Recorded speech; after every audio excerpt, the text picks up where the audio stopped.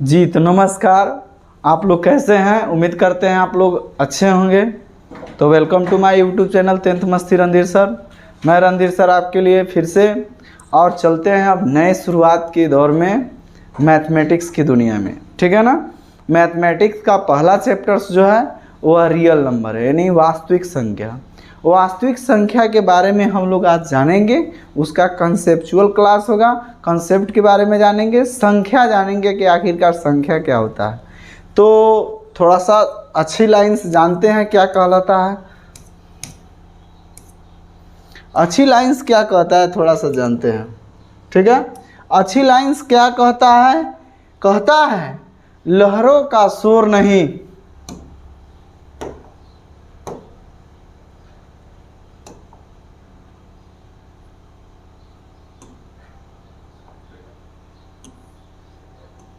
कहता है लहरों का शोर नहीं, सागर की शांत सुनो।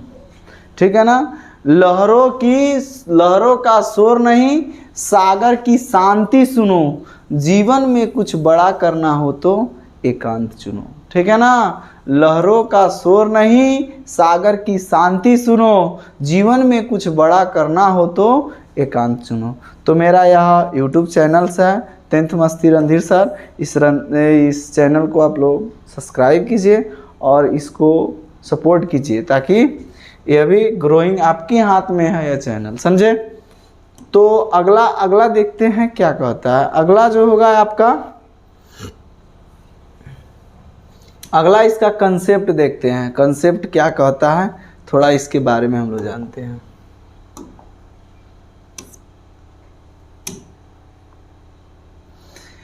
तो कंसेप्ट में सबसे पहले जानते हैं हम लोग का चैप्टर जो है वह नंबर सिस्टम है। यह संख्या पत्ती का ही चैप्टर है, वास्तविक संख्या। वास्तविक संख्या के बारे में हम लोग जानते हैं कि आखिरकार वास्तविक संख्या किसे कहा जाता है, समझे।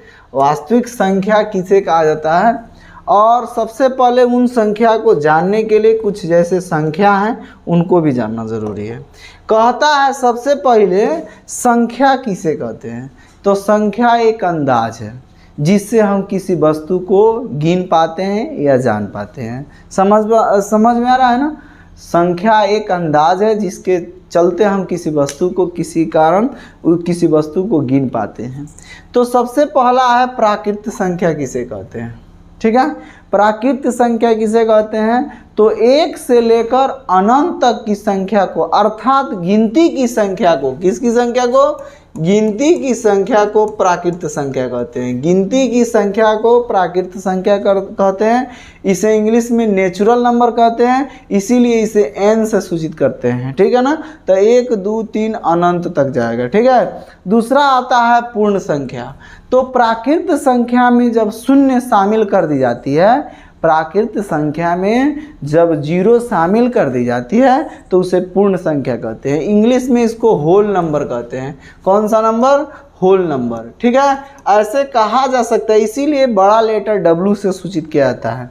ठीक है, ऐसे कहा जा सकता है कि प्राकृत संख्या में शून्य मिला देने से, प्राकृत संख्या में शून्य शामिल कर देने से जो संख्या प्राप्त होती है उसे पूर्ण संख्या कहते हैं। अगला है पूर्णांक संख्या। पूर्णांक संख्या को I से सूचित करते हैं, क्योंकि जो है यहाँ I का मतलब होता है इंटीजर। I का मतलब क्या होता है? इंटीजर। ठीक है ना। I का मतलब इंटीजर होता है, और इसे Z से भी सूचित किया जाता है। पूछेंगे आपसे, पूर्णांक को Z से सूचित किया जाता है। क्यों? क्योंकि एक जर्मन वैज्ञानिक थे, मैथमेटिशियन जेहलिन के नाम पर यह Z रखा गया। जेहलिन ने इस संख्या की खोज की, ऐसे माना जाता है, इसीलिए इसे Z से सूचित किया जाता है। जेहलिन का अर्थ होता है गिनना। जेहलिन का अर्थ होता है गिनना। ठीक है।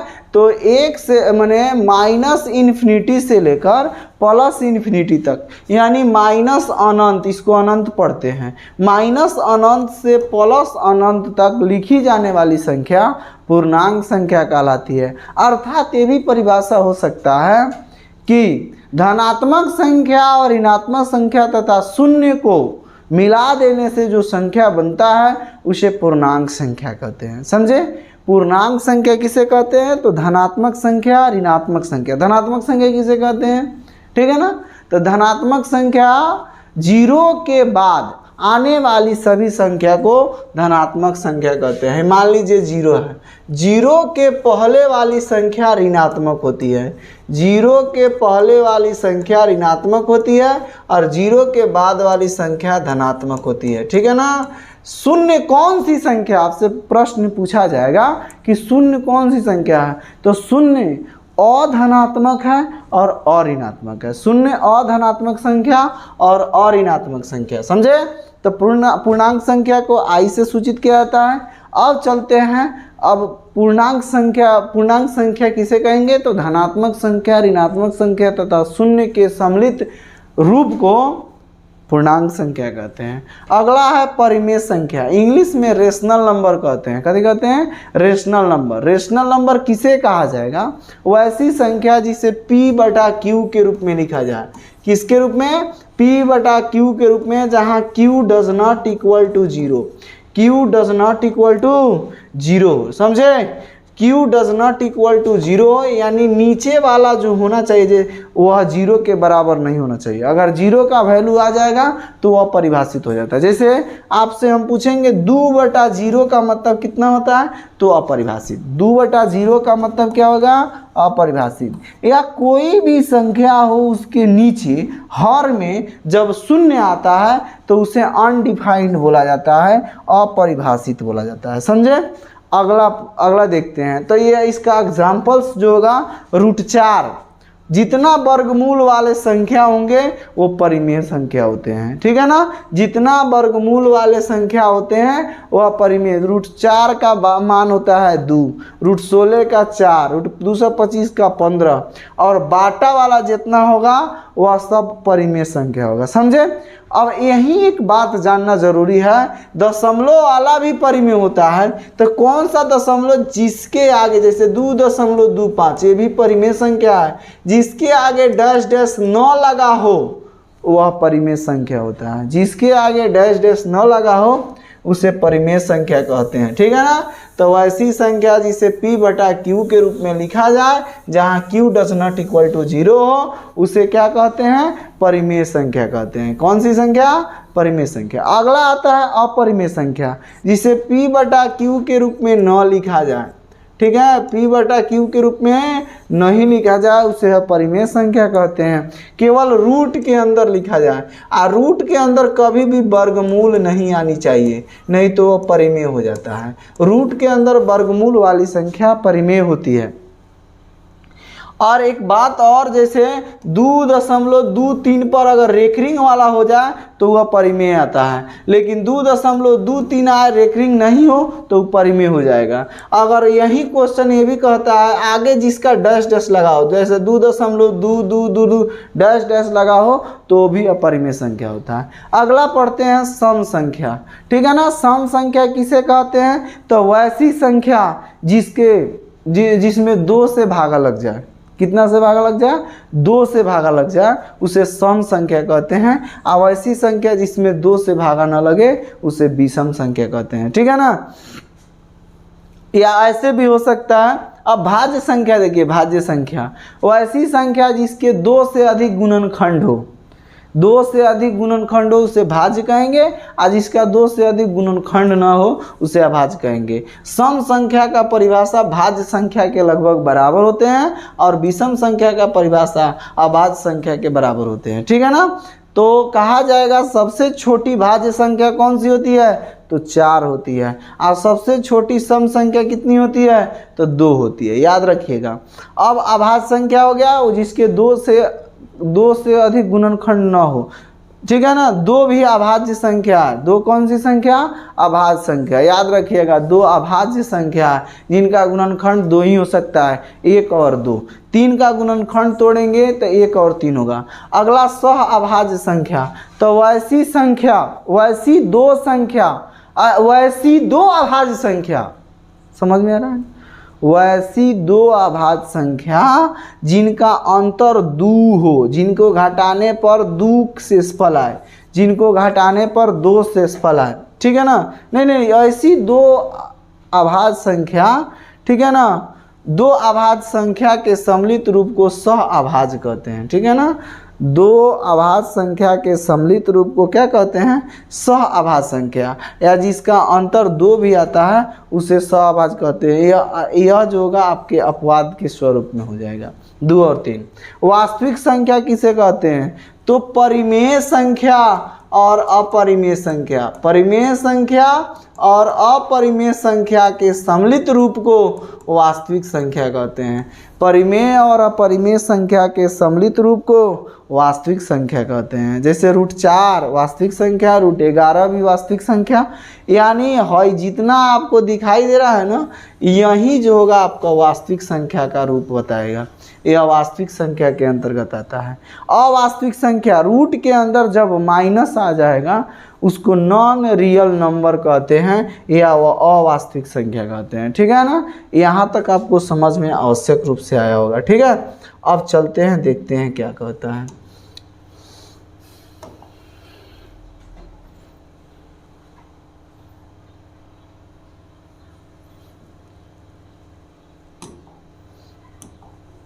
ठीक है, तो परिमेय संख्या और अपरिमेय संख्या के सम्मिलित रूप को वास्तविक संख्या कहते हैं। परिमेय संख्या और अपरिमेय संख्या के सम्मिलित रूप को परिमेय प्लस अपरिमेय इक्वल टू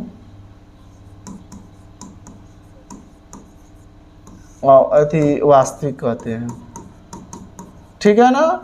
अब देखिए, अब कुछ कॉजेशन है जो आपको जानना जरूरी है। परिमेय प्लस अपरिमेय बराबर अपरिमेय होता है, परिमेय जोड़ अपरिमेय बराबर अपरिमेय होता है, ठीक है ना।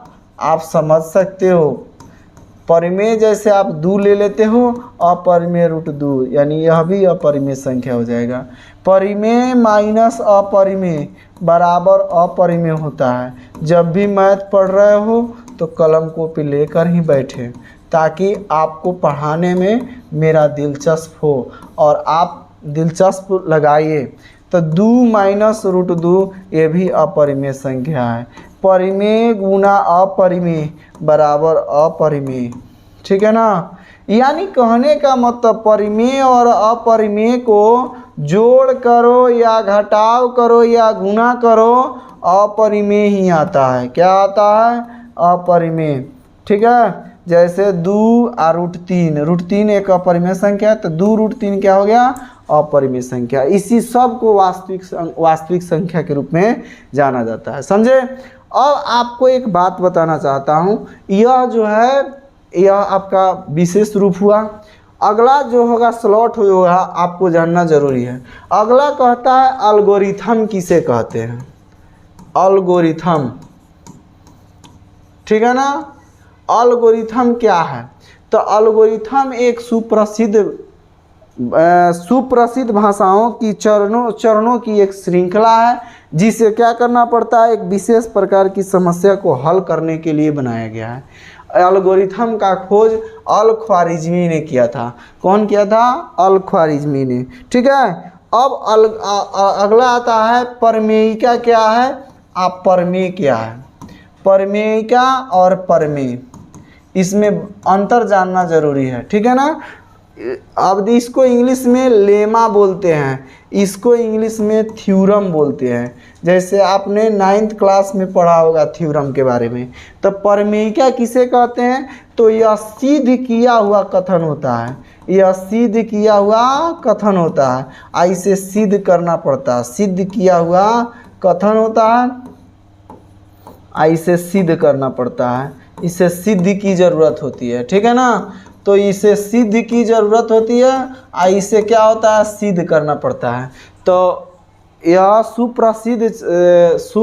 सुपरिभाषित चरणों की श्रृंखला जिसे हम हल करते हैं उसे एल्गोरिथम कहते हैं, ठीक है ना। एल्गोरिथम एक अल-ख्वारिज़मी के द्वारा बनाया गया एक पद्धति है, समझे। अगला देखते हैं। अगला है देखिए ये सब जो हम लोग वास्तविक संख्या पढ़ रहे हैं, इसका खोज लगभग यूनान के रहने वाले यूक्लिड ने किया था, ठीक है ना। संख्याओं पर सबसे ज़्यादा अगर अपना अन्वेषण किया तो यूक्लिड ने किया। तो अगला हम लोग टॉपिक पढ़ेंगे यूक्लिड के विभाजन प्रमेय का, ठीक है ना। यूक्लिड के विभाजन प्रमेय का आप लोग इसको पढ़ चुके हैं लेकिन इसका एहसास नहीं है, ठीक है ना। यूक्लिड के विभाजन प्रमेय का क्या है, इसको हम लोग यूक्लिड डिवीजन लेमा कहते हैं। यूक्लिड डिवीजन लेमा, ठीक है ना, यूक्लिड डिवीजन लेमा कहते हैं। इसी को हम अपना भाषा में ईडीएल कहते हैं। कथी कहते हैं? ईडीएल कहते हैं। तो यूक्लिड विभाजन लेमा क्या है तो थोड़ा समझा जाए। जैसे आपने पढ़ा होगा कि 5/3 जब दिया जाएगा तो 3 एकम 3 हो गया और शेषफल आपका 2 हो गया। तो इस भाग की जांच कैसे करते थे? तो जांच जो करते थे वही तो यूक्लिड विभाजन एल्गोरिथम लेमा है, प्रमेयिका है। यानी 5 बराबर इसे लिखते थे, 3 इससे हम लोग गुना करते थे और इसको क्या करते थे? जोड़ते थे। तो 5 बराबर 3 गुना क्या हो गया? 1 और प्लस 2 हो गया। यानी 5 के बराबर 3 एकम 3 और 2 कितना हो गया? 5। LHS और RHS प्रूफ हो गया। तो यह जो है इस भागवा के विधि को क्या कहते हैं? तो देखिए, तो इसको हम लोग कहते हैं भाज्य, इसको कहेंगे भाज्य, इसको कहते हैं भाजक और इसको कहते हैं भागफल, ठीक है ना। और नीचे वाला जो आता है उसे शेषफल कहते हैं। तो यूक्लिड ने बताया क्या? तो क्या बताया? तो उन्होंने बताया कि भाज्य बराबर भाजक गुना भागफल जोड़ शेषफल, भागफल जोड़ शेषफल, ठीक है ना। यानी अब इसको एक नया सूत्र के रूप में उन्होंने प्रतिपादित कर दिया। इसका नाम दे दिया उन्होंने A, इसका नाम उन्होंने क्या दिया? तो इसका नाम उन्होंने दे दिया A, इसका नाम दे दिया B, इसका नाम दे दिया Q और इसका नाम दे दिया R, ठीक है ना। Q से क्वाटेंट होता है और R से रिमाइंडर होता है। तो इन्होंने बताया कि A बराबर भाजक को कथी से डिनोट किए हैं? तो B से, भागफल को Q से और रिमाइंडर को R से। तो BQ और प्लस कितना हो गया? R। इसी को यूक्लिड विभाजन प्रमेय क्या कहते हैं? अर्थात A बराबर BQ प्लस R, ठीक है ना। इसी को क्या कहा जाता है? यूक्लिड विभाजन प्रमेय का, ठीक है ना। तो हमने बताया था एल्गोरिथम जो है फारसी रहने वाले फारसी गणितज्ञ अल ख्वारिज़मी से लिया गया है। किससे? अल ख्वारिज़मी से लिया गया है। और एक और क्वेश्चन पूछता है कभी कभी, गणितों का राजकुमार, गणितों का राजकुमार किन्हें कहा जाता है? तो गणितों का राजकुमार जो होता है, मैथ रोज़ पढ़ने वाली चीज़ होती है और रोज़ प्रैक्टिस करने वाली चीज़ होती है। जितना ही प्रैक्टिस होता है मैथ उतना ही अच्छा जाता है, समझे। मैथ में काफ़ी मेहनत करने वाली चीज़ है, या मास्टर माइंड सब्जेक्ट कहा जाता है इसको, ठीक है ना। अगर यह जिस बच्चा का काफ़ी तेज हो जाता है, अदर विषय में बहुत कम मेहनत लगाना पड़ता है, बहुत कम मेहनत से वह बन सकता है।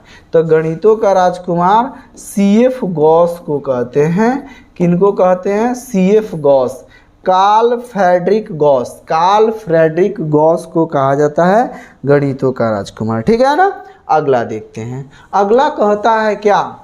अगला हम लोग सबसे पहले टाइप 1 के रूप में देखेंगे। अब सब यहाँ से हम जो भी मैथ पढ़ाएंगे टाइप के रूप में पढ़ाएंगे, ठीक है ना। अब अगला देखते हैं एलसीएम क्या है। तो एलसीएम का फुल फॉर्म होता है लोएस्ट कॉमन मल्टीपल, ठीक है ना। लोएस्ट कॉमन, C से कॉमन होता है और M से मल्टीपल होता है, ठीक है ना। लोएस्ट कॉमन मल्टीपल, इसको हिंदी में लघुत्तम समापवर्तक कहते हैं, ठीक है ना। लोएस्ट कॉमन मल्टीपल, अब चलिए फिर इसको लघुत्तम समापवर्त्यज कहा जाता है। HCF का फुल फॉर्म जो होता है ना, H से होता है हाईएस्ट, H से हाईएस्ट, C से कॉमन, F से फैक्टर, ठीक है ना, लोएस्ट हाईएस्ट कॉमन फैक्टर हो जाएगा, समझे। अब हम लोग HCF और LCM निकालना जानेंगे। HCF एंड LCM कैसे निकालें, ठीक है ना, कैसे निकालें, ठीक है। HCF और LCM कैसे निकालें, तो इसको निकालने के लिए आपको दो गो विधि बता रहे हैं। पहला विधि होगा आभाज्य गुणनखंड, ठीक है ना, पहला विधि होगा आभाज्य गुणनखंड विधि, जिसे हम फैक्टर कहते हैं, ठीक है ना, आभाज्य गुणनखंड विधि होगा। तो आभाज्य गुणनखंड विधि क्या होगा थोड़ा जानते हैं। क्वेश्चन जो होगा आपका, अगर जैसे 18 और 20 का HCF और LCM दोनों विधि से निकालना है, मैंने दोनों निकालना है, कैसे निकालेंगे, तो सबसे पहले 18 का फैक्टर तोड़ेंगे और फिर 20 का फैक्टर तोड़ेंगे, ठीक है। तो 18 का फैक्टर तोड़ेंगे तो 2 से लगाएंगे तो 9 हो जाएगा, 3 से लगाएंगे तो 3 हो जाएगा, ठीक है ना। अगला जो है 20 है, तो 20 में 2 से लगा देंगे 10 हो जाएगा, फिर 2 से लगाएंगे 5 हो जाएगा, ठीक है। और 5 से लगाएंगे, 5 से लगाने की आवश्यकता नहीं है। इसको क्या किया जाएगा, एक फंडाज में लिखा जाएगा। जैसे 18 बराबर कौन कौन सी संख्या आया, तो 2 गुना 3 गुना 3 आ गया, ठीक है।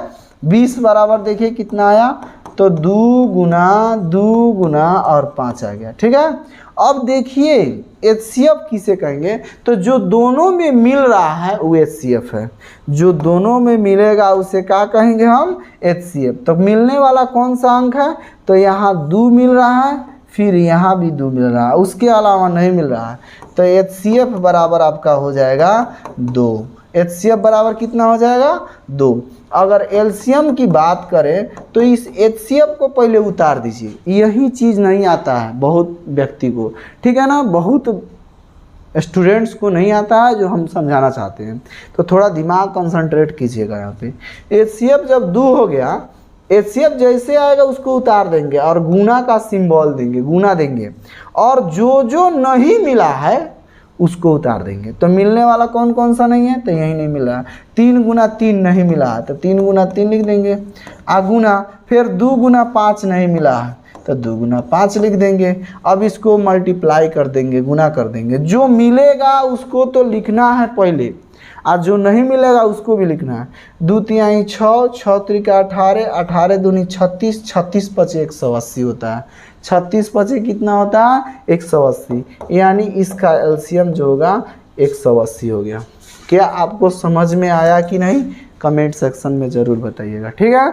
इसी तरह आपका आभाज्य गुणनखंड विधि से LCM और HCF निकाला जाता है। और आप घर पर से कम इसका 2 गो का निकाल कर बताइएगा, 2 गो का, ज़्यादा नहीं, अपने घर पर 2 गो का इसका LCM और HCF निकाल के ज़रूर आवश्यक रूप से रखकर और कमेंट सेक्शन में बताइएगा कि इसका आंसर कितना होगा, ठीक है। अगला जो होगा आपका दूसरा जो होगा, दूसरा मेथड आपका हो जाएगा भाग विधि, ठीक है। भाग विधि में क्या होता है तो देखते हैं। 18 और 20 का हम लोग भाग विधि से निकालेंगे LCM। तो 18 और 20 का भाग विधि तो सब किसी को आता है, ऐसे करेंगे, ऐसे काटेंगे, तो देखेंगे दोनों में कौन अंक से लगने वाला है, तो 2 से लग जाएगा, तो 2 9 18 और 10 दूनी 20, फिर 2 से लगने वाला है, इसमें कहीं से लगने वाला है, तो देखिए तो 2 से भी नहीं लगेगा और ना 3 से लगेगा, तो इसको गुना करेंगे, ठीक है ना। क्या करेंगे, गुना, तो गुना करेंगे तो क्या हो जाएगा, LCM बराबर, इसमें नहीं लगने वाला है, 2 गुना 9 गुना 10, तो 9 दूनी 18, 18 दैया की 180, ठीक है। अगला जो होगा आपका ठीक है। दूसरा हो जाएगा भाग विधि। तो भाग विधि में 18 और 20 का एलसीएम निकालेंगे। तो 20 में 18 से भागा देंगे, जो बड़ा है उसको बीच में रखेंगे, छोटा वाले को बगल में रखेंगे। तो 18 कम कितना हो गया, 18 घटा दिए तो 2 आ गया। अब इसको यहाँ ले आकर रखेंगे, इसको यहाँ पर ले आकर बैठाएंगे। तो 18 रख दिए। तो देखिए 2 नवा कितना हो जाएगा, 18 कट जाएगा, ठीक है ना। तो कटाया कौन, इसको कटाया कौन, तो 2 कटाया। बगल वाला जो अंक होता है वही आपका HCF होता है, ठीक है ना। यही बगल वाले अंक जो होंगे क्या होंगे, HCF होंगे। HCF बराबर कितने होंगे, 2, जो हमने पहले वाला में निकाल कर देख लिया है, ठीक है ना। देखिए यहाँ पे हमने निकाला है, देखिए HCF 2 आया है और LCM कितना आया है, 180। आपको क्या समझ में आया कि नहीं, कमेंट सेक्शन में ज़रूर बताइएगा। और हमें इस बात की उम्मीद हो चुकी कि आपको यह समझ में आया, ठीक है। अगला क्वेश्चन जो होगा आपका टाइप 3, टाइप 2 में कभी कभी क्या करता है, HCF और LCM दे देता है और कहता है भले पहली संख्या दूसरी संख्या और HCF दे देगा, LCM निकालने के लिए कहेगा। तो टाइप 2 में मानिए कि पहली संख्या दे दिया और दूसरी संख्या दे दिया, और फिर कह रहा है लौसा भी दे दिया। तो इसका सूत्र होता है पहली संख्या गुना दूसरी संख्या बराबर लौसा गुना मौसा, लौसा गुना मौसा, ठीक है ना। पहली संख्या गुना दूसरी संख्या बराबर लौसा गुना मौसा। तो यहाँ आपसे हम पूछना चाहेंगे, तो पहली संख्या यही मास्टर सूत्र है, इसी सूत्र से बाकी सूत्र निकलेंगे। तो पहली संख्या बराबर आपका क्या होगा, तो पहली संख्या बराबर बच्चों लौसा गुना मौसा, ये गुना में है इधर जाएगा तो भागा में हो जाएगा, लौसा गुना मौसा, आप बटा क्या हो जाएगा, दूसरी संख्या, ठीक है ना, दूसरी संख्या।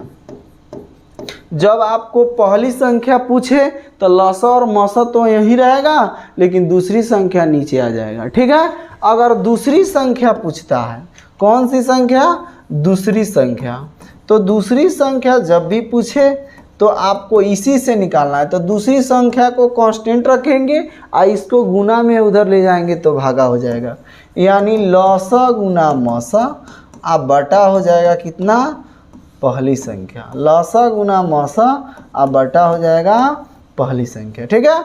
अगला तीसरा सूत्र क्या होगा, तो तीसरा सूत्र अगर पूछता है लौसा बराबर कितना होगा, ठीक है, कितना, लौसा बराबर कितना होगा, लौसा बराबर हो जाएगा पहली संख्या गुना दूसरी संख्या, पहली संख्या गुना दूसरी संख्या बटा मौसा, बटा कितना, मौसा। देखिए यहाँ लौसा पूछा तो यहाँ मौसा, दूसरी संख्या पूछा तो पहली संख्या, पहली संख्या पूछा तो दूसरी संख्या।